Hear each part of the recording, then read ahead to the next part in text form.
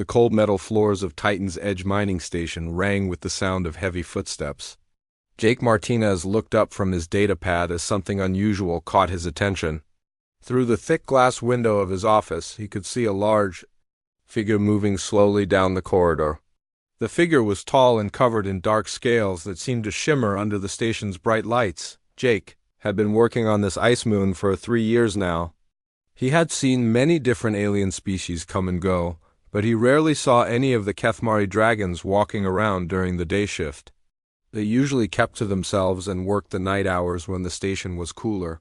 This one looked different too.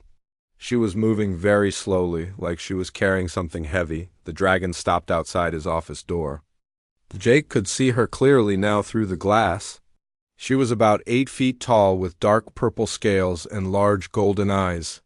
Her long tail dragged behind her as she shifted from foot to foot. In her arms she held a small silver container that seemed to be giving off a faint blue glow. Jake pressed the door control, and the metal door slid open with a soft hiss. The dragon looked at him with tired eyes. Up close, Jake could see that her scales were dull and some of them looked cracked. She had not been taking care of herself. "Supervisor Martinez," she said in a deep voice that sounded like distant thunder. "I am Zarathis of the Kethmari. I need to speak with you about something very important." Jake gestured to the chair across from his desk, but Zarathis shook her head. "I cannot sit. I must keep them warm," she said, holding the container closer to her chest. "What can I do for you, Zarathis?" Jake asked. He had learned that it was best to be direct with the dragon people. They did not like small talk or long explanations. Zarathis looked down at the container in her arms. The blue glow was getting weaker.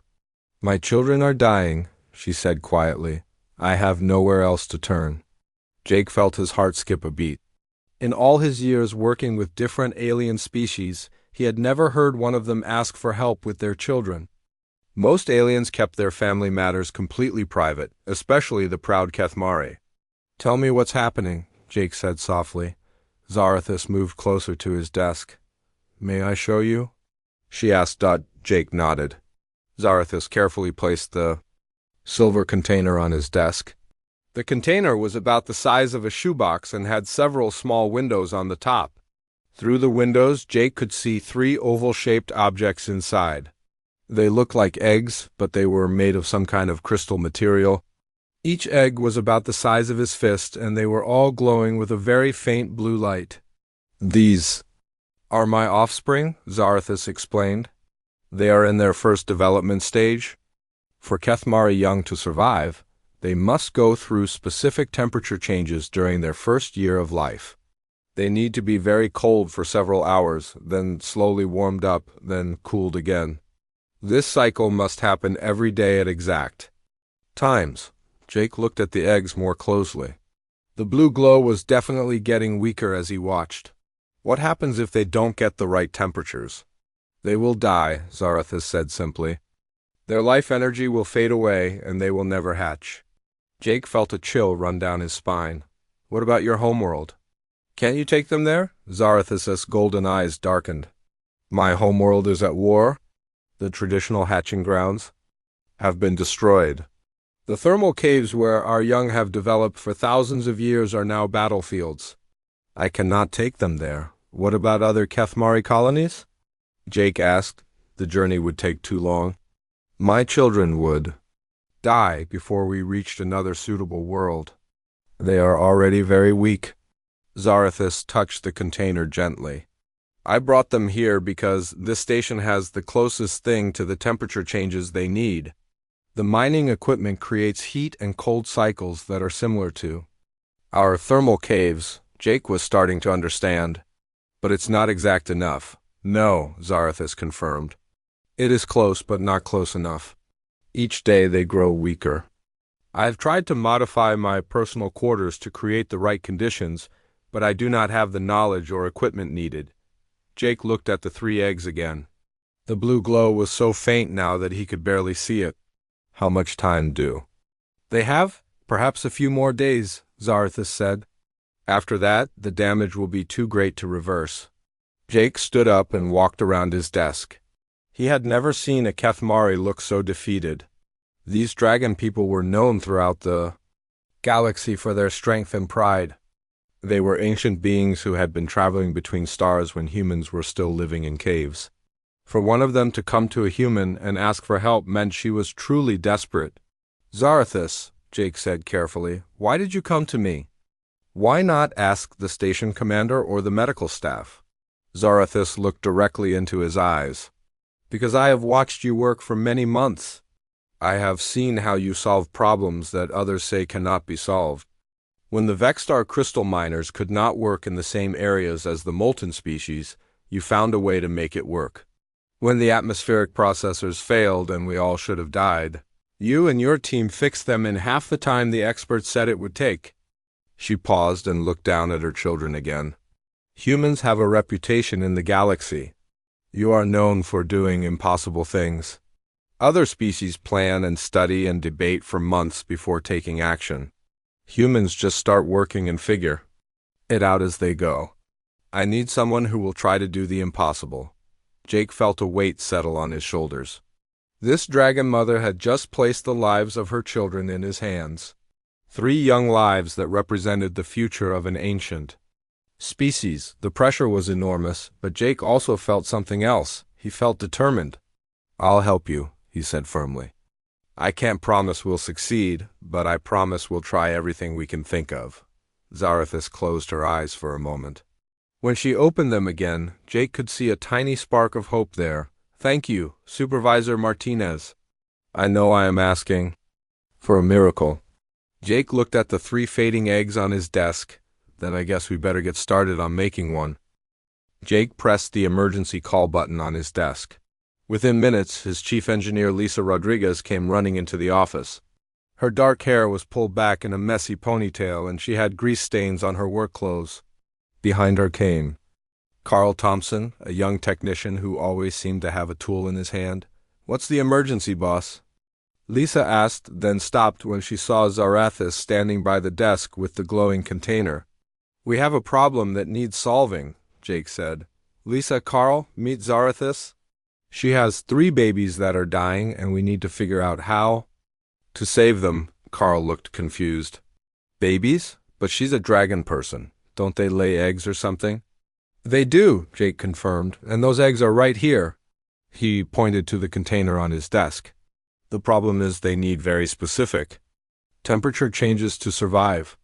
They need to be frozen cold, then warmed up, then cooled down again. This has to happen every day at exact times." Lisa moved closer to look at the eggs. "How cold are we talking about?" Zarathus spoke up. "The first cycle must drop to -40 degrees for 3 hours. Then the temperature must rise slowly to +20 degrees over the next 4 hours. Then it must drop again to -20 degrees for 2 hours, then back to 0 degrees for the rest of the day." Carl whistled softly. "That's a pretty specific pattern." "And it has to be exact?" "Yes," Zarathus nodded. "If the timing is wrong or the temperatures are not precise, my children will die." Lisa was already thinking. Jake could see the wheels turning in her head. She always got the same look when she was working on a tough problem. "The mining lasers," she said suddenly. "They generate a lot of heat when they're working, and they cool down fast when we shut them off. But we can't just turn the mining lasers on and off all day," Carl pointed out. "We have quotas to meet." "No, not the main mining lasers," Lisa said, getting excited. "The backup thermal cutters in Storage Bay 3. They're not being used for anything right now. We could set them up to create controlled heat bursts." Jake was following her thinking. "And for the cold? Easy," Lisa grinned. "We're sitting on a giant ice moon. The external cooling systems can pump in cold air from outside. We just need to control it properly." Zarathus looked from one human to the other. "You think this could work?" "Maybe," Lisa said honestly, "but we'll need to test it first. Carl, go get the thermal sensors from the equipment locker. We need to measure everything exactly." Carl ran out of the office immediately. Jake had never seen him move so fast. "Lisa, what do you need from me?" Jake asked. "Permission to use Storage Bay 7. It's empty right now and it's the right size. Also, I need access to the environmental controls for that section. Done, Jake said. What else? Time, Lisa said. And maybe some help from the other departments. This is going to be tricky. While they waited for Carl to return, Jake called Dr. Amanda Foster, the station's chief medical officer. She arrived a few minutes later carrying her medical scanner and a datapad filled with information. I've been reading everything I can. Find about Kethmari reproduction, she said without any greeting. This is fascinating stuff. Did you know that Kethmari eggs are actually alive and aware during the development process? They can sense their environment and respond to it. What does that mean for us? Jake asked. It means we need to be very careful about more than just temperature, Amanda explained. The eggs also respond to vibrations, electromagnetic fields, and even emotional states. If we stress them out while trying to help them, we could make things worse. Zarathus looked worried. I did not know you had access to such detailed information about my species. The Galactic database has medical information about most species, Amanda said kindly. It's used for emergency situations like this one. Don't worry, we're not going to use it for anything except helping your children. Carl came back with his arms full of equipment. I got the thermal sensors, plus some extra heating coils I found in the repair shop. Oh, and I grabbed some insulation material too. Good thinking, Lisa said. Okay, let's go take a look at Storage Bay 7. The group walked through the station corridors. Other workers stopped to stare at the strange sight of 3 humans. A dragon and a container of glowing eggs all moving together. Jake nodded to everyone they passed, but he didn't stop to explain what was happening. Storage Bay 7 was a large, empty room with metal walls and a high ceiling. It was cold inside because it was located on the outer edge of the station, close to the ice moon's surface. This is perfect, Lisa said, looking around. We can set up the heating elements on one side and the cooling vents on the other. The eggs will be in the middle, and we can control the temperature by adjusting both systems. Carl was already measuring the room with his scanner. The space is big enough that we can create different temperature zones. We could even move the eggs between zones if we need to.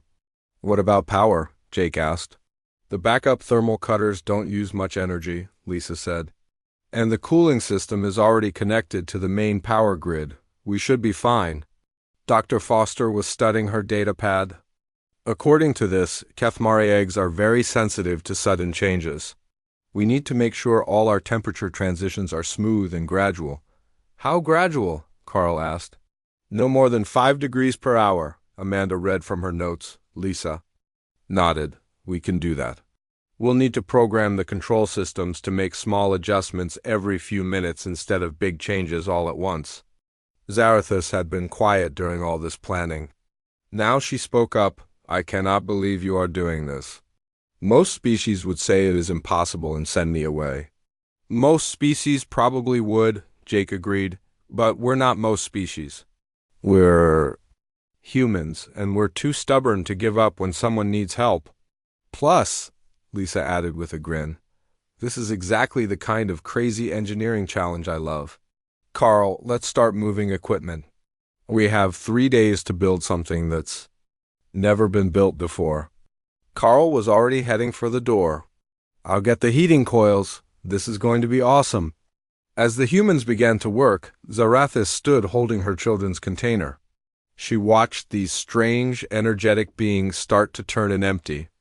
Room into a nursery for alien babies. For the first time in weeks, she began to believe that maybe, just maybe, her children might survive. What can I do to help? She asked. Jake smiled. Tell us everything you know about what your children need. We're going to need all the information we can get. Zarathus nodded firmly. Then let me teach you about the ancient ways of the Kethmari. Together we will save my children. 2 days later, Storage Bay 7 looked completely different. Lisa and Carl had worked around the clock to transform the empty room into something that looked like a science laboratory mixed with a baby nursery. Thick cables ran along the walls, connecting heating units to cooling vents. Temperature sensors hung from the ceiling like electronic spiders. In the center of the room sat a clear plastic box that would hold the dragon eggs. Jake walked into the room carrying a cup of coffee and found Lisa sitting on the floor surrounded by control panels. She had dark circles under her eyes, and her hair was even messier than usual. "Have you slept at all?" he asked. "Sleep is overrated," Lisa mumbled, typing commands into a small computer. "Besides, we're almost ready for the first test." Carl came out from behind one of the heating units. His face was covered in sweat, and his work clothes were completely dirty. "The thermal coils are calibrated and ready. The cooling system is connected to the main environmental controls. We just need to run a test cycle to make sure everything works together." Dr. Foster entered the room carrying her medical scanner and a data pad. "I've been monitoring the eggs every few hours. The blue glow is getting weaker, but they're still alive. We need to start the real treatment soon." Zarathis followed the doctor into the room. She had not left the station since bringing her children to Jake 3 days ago. She looked tired and worried, but there was hope in her golden eyes that had not been there before. "The room looks very different," she said, looking around at all the equipment. "It should work," Lisa said, standing up and stretching her back. "We've programmed the system to follow the exact temperature cycle you described. The heating elements will warm the air slowly, and the cooling vents will bring in cold air from outside the station.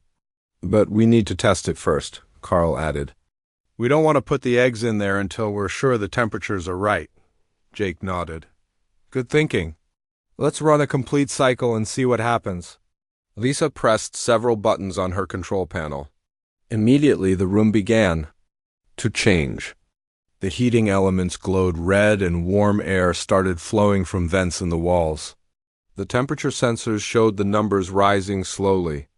"-40 degrees to start," Lisa announced, watching her screens. "The cooling system is working perfectly." They all watched as the temperature dropped exactly as planned. The room became so cold that their breath turned to white clouds. After exactly 3 hours, the heating system activated and the temperature began to rise slowly. "This is amazing," Dr. Foster said, checking her own instruments. "The temperature changes are so gradual that even sensitive medical equipment would be safe in here." The test cycle continued for the full 24 hours. The temperatures changed exactly as programmed, rising and falling at the precise times and rates that Zarathis had described. When the cycle finished, everyone was smiling. "It works," Carl shouted, jumping up and down. "The temperatures are perfect," Lisa confirmed, checking her readings. "We did it," but Zarathis looked worried. "There is something else I must tell you. Something I did not mention before because I hoped it would not be necessary." Jake felt his heart sink. "What is it?" "Kethmari eggs do not only need the right temperatures," Zarathis explained. "They also need to feel safe and loved. If the mother is too stressed or frightened, the eggs will sense it and they will not develop properly." Dr. Foster looked up from her data pad. "That makes sense. Many species have emotional connections with their offspring even before birth. The stress hormones and brain chemicals from the mother can affect the babies." "Are you saying that even?" "If we get the temperatures perfect, the eggs might still die if you're too worried," Jake asked. "Yes," Zarathis said sadly. "And I am very worried. I have been worried every day since the war started on my homeworld. I have been worried every day since I realized my children were dying. I do not know how to stop being worried." Lisa sat down heavily on a nearby crate. "So we solved the technical problem, but there's still an emotional problem we need to fix. How do we help someone stop worrying?" Carl asked. Jake thought for a moment.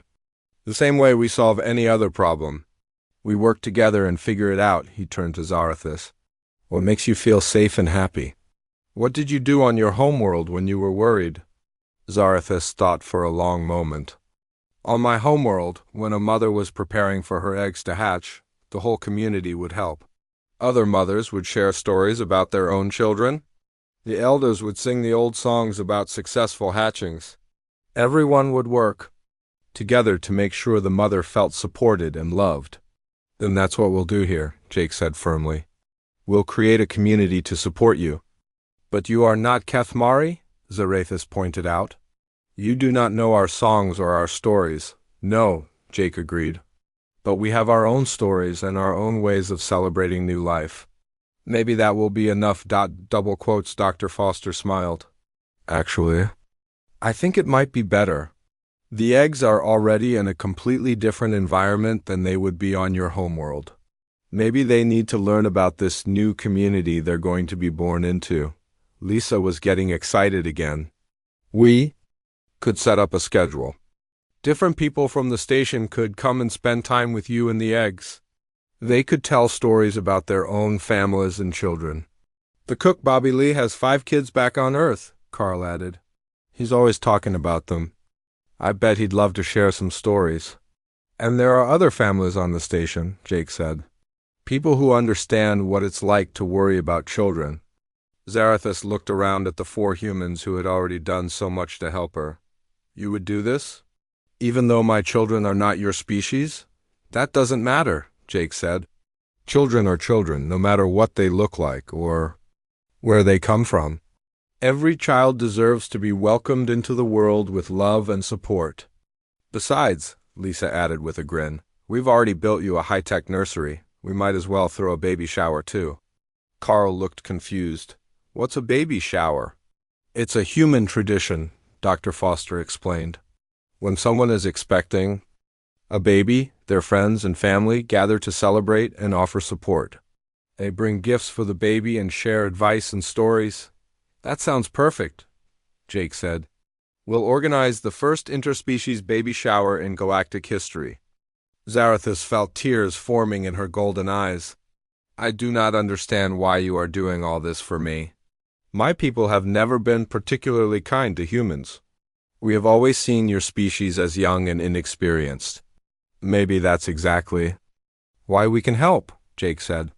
We're too young and inexperienced to know that what we're doing is impossible. And we're too stubborn to give up when someone needs help. Lisa was already making plans. I'll talk to the different shift supervisors and set up a schedule. We'll make sure someone is always here with you and the eggs. I'll contact the other departments and let them know what we're doing, Dr. Foster added. I think you'll be surprised how many people want to help. Carl was looking at the nursery they had built. Should we move the eggs in now? Jake looked at Zarathus. What do you think? Are you ready to trust us with your children? Zarathus looked at each of the humans in turn. 3 days ago she had been completely alone and hopeless. Now she was surrounded by people who cared about her and her children, even though they had never met before. Yes, she said firmly. I am ready. Let us begin. Together, the 5 of them carefully moved the container with the 3 dragon eggs into the center of the specially built nursery. As soon as the eggs were in place, the automated systems began their work, creating the perfect environment for new life to grow. The eggs seemed to sense the change immediately. Their blue glow became a little brighter, and the bioscanners showed increased activity inside each one. It's working, Dr. Foster whispered. Of course it's working, Lisa said with satisfaction. We're humans. Making the impossible possible is what we do. 3 weeks had passed since the dragon eggs were placed in the special nursery. The storage bay had become the most popular place on the entire station. Every day, workers from different departments would stop by to check on the eggs and spend time with Zarathus. Bobby Lee, the station cook, had become a regular visitor. He would sit next to the nursery and tell stories about his 5 children back on Earth. His favorite story was about the time his youngest daughter tried to cook breakfast for the family and ended up setting off the fire alarm. Kids always want to help, he would say, laughing. Even when they don't know what they're doing, but that's how they learn. Maria Santos from the communications department would come by during her lunch breaks. She would show Zarathus pictures of her new nephew and talk about how excited her whole family was when he was born. The whole family stayed up all night waiting, Maria would say. My brother was so nervous he couldn't sit still. But when the baby finally arrived, everyone cried happy tears. Even the alien workers on the station had started visiting. The crystalline beings from the Vexstar species would come and hum their harmonic songs near the eggs. They said the vibrations would help the babies grow strong. The molten people from the lava worlds would share stories about their own young, who were born in pools of liquid rock. Dr. Foster had been monitoring the eggs constantly. Each day they grew brighter and stronger. The bioscanner showed rapid development inside each egg. Everything was going perfectly. Until day 21. Jake was in his office when his communicator buzzed urgently.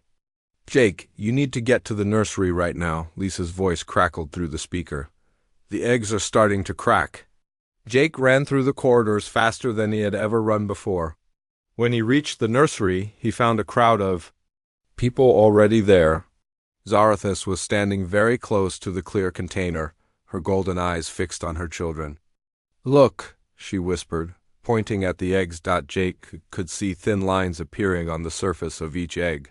The lines were glowing with a bright blue light, and they were spreading slowly across the crystalline shells. "Is this normal?" Lisa asked. "Yes," Zarathis said. "The hatching process has begun. But there is a problem." Dr. Foster looked up from her scanner. "What kind of problem?" "The eggs must crack open at exactly the right temperature and humidity. They also need specific sound frequencies. On my homeworld, the eggs would hatch in crystal caves that create natural harmonic vibrations." Carl looked around the room. "We don't have crystal caves." "No," Zarathis said sadly. "Without the right acoustic environment, the babies might not be able to break free from their shells. They could die trying to hatch." Jake felt his heart pounding. After all their work, after all the success they had achieved, the eggs might still be lost because of something they had not planned for. "What frequencies do we need?" Lisa asked. "Very specific ones," Zarathis explained. "The crystals on my homeworld vibrate at exactly 440 Hz, 880 Hz, and 1760 Hz. The three frequencies together create a harmonic pattern that helps the babies break their shells." Lisa was already thinking, the communication array. We could use it to broadcast those frequencies through the station's speakers, but would it be strong enough? Carl asked. "Maybe not," Lisa admitted. "We need something more powerful." Jake had an idea. What if we used the whole station as a speaker? Everyone looked at him like he was crazy. "Think about it," Jake continued. "The station's hull is made of metal. If we can make it vibrate at the right frequencies, the whole structure becomes a giant resonance chamber." Dr. Foster's eyes lit up. "That's brilliant." The vibrations would travel through the walls and floors directly to the eggs. "Can we do it?" Zarathis asked. Lisa was already pulling out her datapad and doing calculations. "We'd need to use the main power grid to create electromagnetic pulses at specific frequencies. The pulses would make the hull vibrate like a giant tuning fork. How long do we have?" Jake asked. Zarathis looked at her eggs. The cracks were spreading faster now. "Perhaps 1 hour before the hatching begins in earnest." "Then we better get started," Lisa said. The next hour was the most intense of Jake's life. Lisa and Carl ran through the station, connecting cables and setting up equipment. They turned the main engineering deck into a massive control center, with screens showing frequency, patterns, and power levels. Dr. Foster worked with the communication team to calculate the exact frequencies needed. Maria Santos helped coordinate between different departments as they prepared for the most unusual event in station history. Meanwhile, more and more people gathered in the nursery. Word had spread quickly that the dragon babies were about to be born. Workers from every department and every species wanted to witness this historic moment. "Everyone needs to be very quiet," Jake announced. "We're about to turn the whole station into a musical instrument." Lisa's voice came through the speakers from the engineering deck. "Frequency generators are online, power levels are stable. Ready to begin harmonic resonance." "Do it," Jake said. The station began to hum. It started as a very low sound that felt more than heard. Then it grew stronger and more complex as the second and third frequencies joined in. The metal walls and floors vibrated gently, creating a deep musical tone that seemed to come from everywhere at once. The effect on the eggs was immediate. The blue glow became much brighter, and the cracks spread faster across their surfaces. The eggs began to rock gently in their container, as if the babies inside were responding to the music. "It's working," Dr. Foster whispered. Zarathus was crying tears of joy. "They can hear it. My children can hear the song." The first egg cracked open with a soft chiming sound. A small head poked out, covered in tiny, shimmering scales. The baby dragon was no bigger than a house cat, but its eyes were bright and intelligent. "Hello?" "Little one," Zarathus said softly. The second egg cracked open moments later. This baby was slightly larger and had scales that seemed to change color in the light. It looked around the room with curious eyes. The third egg took longer. The baby inside seemed to be having trouble breaking free from its shell. The cracks had spread all around the egg, but the shell remained intact. "Come on, little one, Bobby," Lee whispered. "You can do it." The whole room held its breath. The station continued to hum its harmonic song, and the third egg rocked back and forth. Finally, with a louder chiming sound, the shell split open completely. The third baby dragon was the smallest of the three, but it was also the most active. It immediately began exploring its container. Touching its siblings with its tiny claws, the room erupted in quiet cheers and applause. People from 6 different species were crying happy tears as they watched the 3 baby dragons take their first breaths. "They're beautiful," Maria Santos said. "They're perfect," Dr. Foster confirmed, checking her scanner. "All 3 are healthy and strong." Zarathus reached into the container and gently picked up her children one by one. They made soft chirping sounds and nuzzled against her scales. "Thank you," she said, looking around the room at all the people who had helped save her children. "I have no words to express my gratitude," Jake smiled.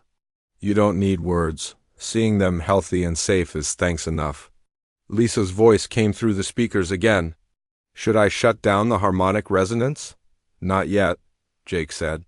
"Let's give these babies a proper welcome to the world." The station continued to hum its gentle song as the 3 baby dragons experienced their first moments of life. They were surrounded by beings from different worlds and different species, all united in their joy at seeing new life brought safely into the universe. It was, Jake thought, exactly how every child should be welcomed into the world, with love, music, and the promise that they would never be alone. News of the successful dragon hatching spread through the galaxy faster than anyone expected. Within a week, Jake's communication system was buzzing with messages from scientists, government officials, and species leaders from dozens of different worlds. The first to arrive was Dr. Kellenthorne, a famous xenobiologist from the Central Science Academy. He was a tall, thin man with gray hair and thick glasses who seemed very excited about everything he saw. "This is absolutely impossible," he said, walking around the nursery and taking measurements with his scanner. "According to every scientific study ever done, Kathmari eggs cannot develop properly outside their homeworld environment." Jake watched as the 3 baby dragons played in their expanded container. They had grown quite a bit in the past week and were now about the size of small dogs. Their scales had become brighter and more colorful, and they seemed very curious about everything around them. "But they did develop properly," Jake pointed out. "They're right there." "Yes, I can see that," Dr. Thorne said, sounding frustrated. "But it should be impossible. The thermal requirements are too complex. The emotional bonding requirements are too specific. Yet somehow you did it." Lisa came over carrying a data pad full of technical readings. "It wasn't easy. We had to adapt and change our approach almost every day. The eggs kept requiring different things as they developed." "That's exactly what I don't understand," Dr. Thorne said. "How did you know what changes to make?" "Kathmari scientists spend years studying egg development patterns." Carl looked up from where he was adjusting one of the temperature sensors. "We didn't know. We just watched the eggs and responded to what they seemed to need." "You improvised?" Dr. Thorne looked shocked. "You improvised with one of the most complex reproductive processes in the galaxy?" "Pretty much," Jake said with a shrug. "That's what humans do when we don't know the answer to something. We try different things until we find what works." Doctor. Amanda Foster entered the room carrying her medical scanner and a cup of coffee. She had been monitoring the baby dragons constantly since their birth. "The latest scans are remarkable," she announced. "Not only are the babies healthy, they're actually developing faster and stronger than normal Kethmari young." Zarathus looked up from where she was feeding her children. "What do you mean?" "Their brain activity is higher than expected, Doctor." Foster explained. "Their bone density is stronger. Their sensory development is ahead of schedule. By every measure we can take, they're exceptional." Dr. Thorne was taking notes frantically. "This changes everything we thought we knew about Kethmari development." "Can you show me all your data?" "Of course," Jake said. "But I should warn you, most of what we did wasn't planned. We just responded to problems as they came up." Over the next few days, more visitors arrived at the station. A delegation of Kethmari elders came to see the babies for themselves. They were ancient dragons with silver scales and wise golden eyes who had overseen thousands of hatchings on their homeworld. The eldest, who called himself Vorthak the Ancient, studied the three babies for a long time without saying anything. Finally, he spoke to Zarathus in their own language. Jake couldn't understand the words, but he could hear the amazement in the old dragon's voice. "What did he say?" Jake asked. Zarathus translated. "He says my children have the strongest life force he has ever sensed in newly hatched young. He wants to know what magic the humans used." "It wasn't magic," Lisa said. "It was just engineering and teamwork." Vorthak studied Lisa for a moment, then spoke again in halting English. "Your species is young, but you have something my people have lost. You still believe impossible things can become possible. Maybe that's why it worked?" Dr. Foster suggested. "You didn't know it was supposed to be impossible, so you didn't let that stop you." The real surprise came when the babies started demonstrating abilities that no one expected. During their second week of life, Jake was visiting the nursery when he heard a voice in his head. "Thank you for helping us be born," the voice said clearly. Jake looked around, confused. "Did someone just talk to me?" Zarathus was staring at her children with wide eyes. "That was my youngest daughter. She just spoke to you telepathically." "Dragons can do that?" Carl asked. "Adult Kethmari can communicate telepathically with other members of their species," Zarathus explained. "But babies should not develop this ability for several years, and they should never be able to speak to other species." Dr. Foster ran over with her scanner. "The neural activity in their brains is off the charts. They're developing psychic abilities much faster than normal." Over the next few days, all three baby dragons began communicating telepathically with the humans who had helped save them. They called Jake, father who builds, Lisa, mother who fixes, Carl, brother who makes, and Dr. Foster, healer who cares. The babies could also sense the emotions of everyone around them.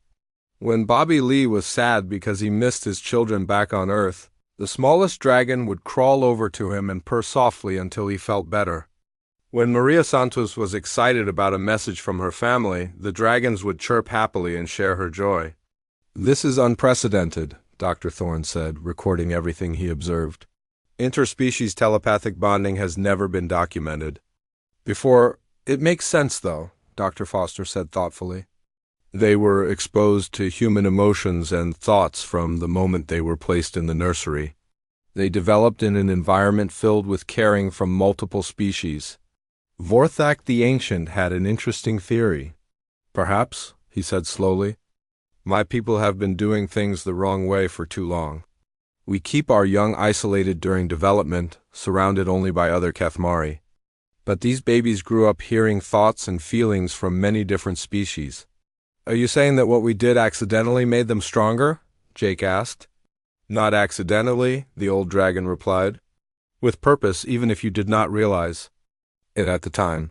You gave them something no Kethmari child has ever had before, a connection to the wider galaxy from birth." Representatives from other species began arriving to study what the humans had accomplished. The crystalline beings wanted to understand how emotional bonding affected physical development. The molten people were curious about the temperature control techniques. Even the mysterious energy beings from the far rim sent observers, a month After the hatching, Jake received an official communication from the Galactic Council. The message was from Chancellor Rickstar, the highest-ranking official in known space. Supervisor Martinez, the message began, your station has accomplished something that our greatest scientists believed impossible. You have successfully raised Kethmari young in an artificial environment, and those young have developed abilities beyond anything previously recorded. Jake read the message to his team and to Zarathus. The room fell silent as he continued. The Council formally requests that you establish a permanent interspecies child development facility. Species from across the galaxy have young with complex needs that might benefit from your methods. We are prepared to provide unlimited resources and support for this project. They want us to do this for other species too? Carl asked. It sounds like it, Jake said. Zarathus looked at her 3 children, who were now the size of large cats and were playing together in their expanded nursery. Would you be willing to help other parents like me? Jake looked around at his team. Lisa was grinning with excitement. Carl was already thinking about the technical challenges. Dr. Foster was taking notes about the medical possibilities. What do you think? Jake asked them. I think, Lisa said, that we're about to become the galaxy's most unusual daycare center. The 3 baby dragons chirped happily, and Jake could hear their thoughts clearly. More friends coming to play. He smiled and activated his communicator to send a reply to the Galactic Council. Chancellor Rickstar, this is Supervisor Martinez. Tell us where to start. 6 months after the dragon babies hatched, Titan's Edge mining station looked nothing like it used to. What had once been a simple mining operation was now the busiest interspecies facility in the galaxy. Ships arrived every day carrying parents with children who needed special care. Jake stood in his new office overlooking the expanded nursery complex. Through the large windows, he could see dozens of different alien young playing together in specially designed environments. There were crystal beings from the Vexstar homeworld growing in harmonic chambers. There were plant-like Verdani children taking root in soil beds that recreated the conditions of 3 different worlds. There were even energy beings learning to maintain their form in carefully controlled electromagnetic fields. Hard to believe this all started with 3 dragon eggs, Lisa said. Walking into the office carrying a stack of technical reports, Jake smiled as he watched Hope, Star, and Dream playing with a group of young crystalline beings, the 3 dragon. Children had grown to the size of ponies, and their scales now shimmered with all the colors of the rainbow. They had become the unofficial ambassadors of the facility, helping new children feel welcome and teaching them how to communicate across species barriers. Any new requests this week? Jake asked. 7, Lisa replied, setting down her reports. The methane breathers want to send their young here because they heard we can create any atmosphere they need. The deep ocean people think we might be able to help their children adapt to living in space. And there's a species of rock eaters who want to see if their young can learn to digest other minerals. Rock eaters? Jake raised an eyebrow. Don't ask me how that works, Lisa laughed. Carl is already designing special feeding chambers. Dr. Foster entered the office carrying her ever-present medical scanner. She now led a team of 12 doctors from 8 different species, all working together to understand how children from different worlds could grow up healthy in the same environment. The monthly health reports are excellent, she announced. Every single child in our care is developing ahead of normal rates. The interspecies interaction seems to boost cognitive development across all species. Even the ones who don't normally socialize with others? Jake asked. Especially those, Dr. Foster confirmed. The loner species are showing the biggest improvements. It turns out that even species who prefer isolation as adults benefit from social interaction as children. Through the office windows, Jake could see Bobby Lee teaching a cooking class to a mixed group of young aliens. The dragon children were helping translate between species while a young crystalline being practiced, using solid hands to mix ingredients. 2 plant-like Verdani children were learning about nutrition from different worlds, and a small energy being was trying to understand how physical creatures ate food. Bobby's class is popular, Jake observed. Everyone wants to learn about food. From other worlds, Lisa said. Turns out that curiosity about what others eat is universal. Maria Santos appeared in the doorway carrying a communication device. Jake, you have a call from Earth. It's from the president. Jake accepted the device and activated the screen. President Williams appeared, sitting in what looked like the Oval Office. Supervisor Martinez, the president said with a smile. I wanted to personally congratulate you on what you've accomplished out there. Thank you, Madam President, Jake replied. Though I should point out that it was a team effort. I understand that completely, the president said, which is why I'm calling. The Earth Council has decided to establish similar facilities in 12 other systems. We want to spread what you've learned to help children across human space and beyond. Lisa looked excited. Will we be involved in setting up the new facilities? If you're willing, the president replied. We'd like your team to train the new supervisors and help design the facilities. What you've created is being called the Martinez Protocol, and it's being studied at universities across the galaxy. After the call ended, Jake walked down to the main nursery to check on the children. The facility now housed young from 15 different species, all growing up together and carefully maintained. Environments that met their physical needs while encouraging social development. He found Zarathis in the dragon section, watching her 3 children play with a group of newcomers. The new arrivals were young from the species called the Storm Riders, who lived in the clouds of gas giant planets and needed constant electrical stimulation to develop properly. How are they adapting? Jake asked. Very well, Zarathis replied. Hope has been teaching them how to communicate without words. Star has been showing them how to play games that work in different environments. And Dream has been helping them understand that being different is not something to fear. Jake watched as Dream, the smallest of the 3 dragons, gently touched one of the Storm Rider children with her tail. The young Storm Rider, who looked like a small cloud with lightning inside, brightened considerably and began to pulse with happy colors. Your children have become wonderful teachers, Jake observed. They learn from watching you and your people, Zarathis said. They learn that helping others is the most important thing anyone can do. Carl came running over with his usual enthusiasm. Jake, you have to see this. The young crystalline beings have figured out how to create harmonic frequencies that help the plant children grow faster.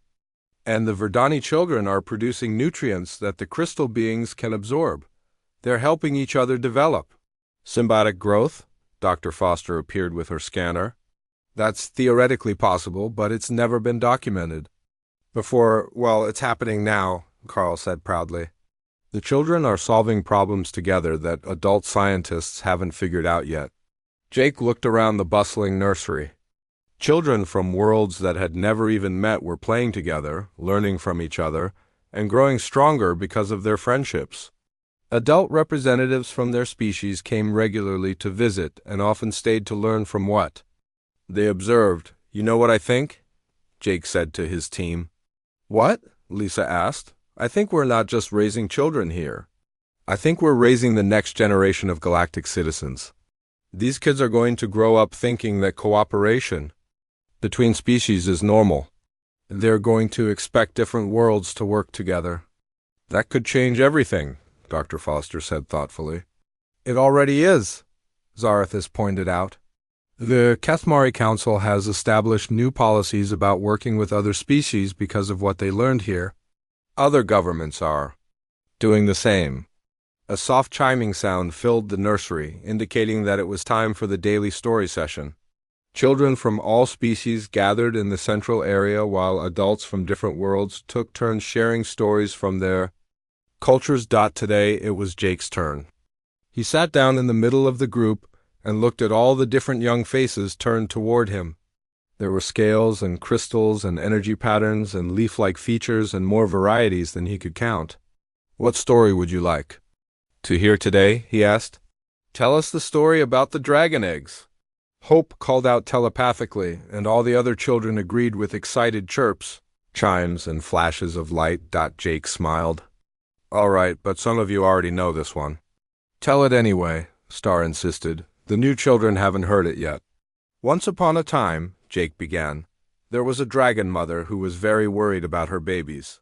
She didn't know what to do, so she decided to ask for help from some humans who had never dealt with dragon babies before. As Jake told the story, he noticed that the children from different species were translating for each other, making sure everyone could understand. They were taking care of each other, just as the adults had taken care of Zarathiz and her eggs. When the story ended, one of the young storm riders pulsed with curiosity.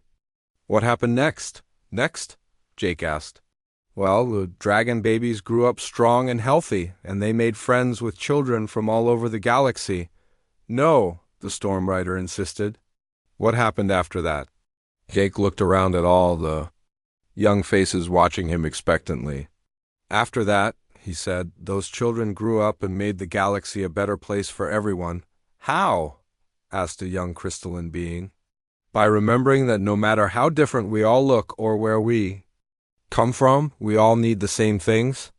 We all need to be loved and cared for and given the chance to grow. And when we work together to give those things to each other, incredible things can happen. The children seemed satisfied with this answer and began to disperse to their various play areas, but hope lingered behind. Father who builds, she said telepathically, do you really think we'll make the galaxy better? Jake reached out and gently stroked her shimmering scales. I think you already have, little one. I think you already have. As the day shift ended and the evening activities began, Jake stood once more at his office window. Ships were landing and taking off, bringing children to the facility and taking grown young back to their families. The communications array buzzed constantly with requests from new species who wanted to participate in the program. What had started as a desperate plea from one frightened mother had become something that no one could have imagined. The galaxy had learned that the impossible was only impossible until someone decided to try it anyway.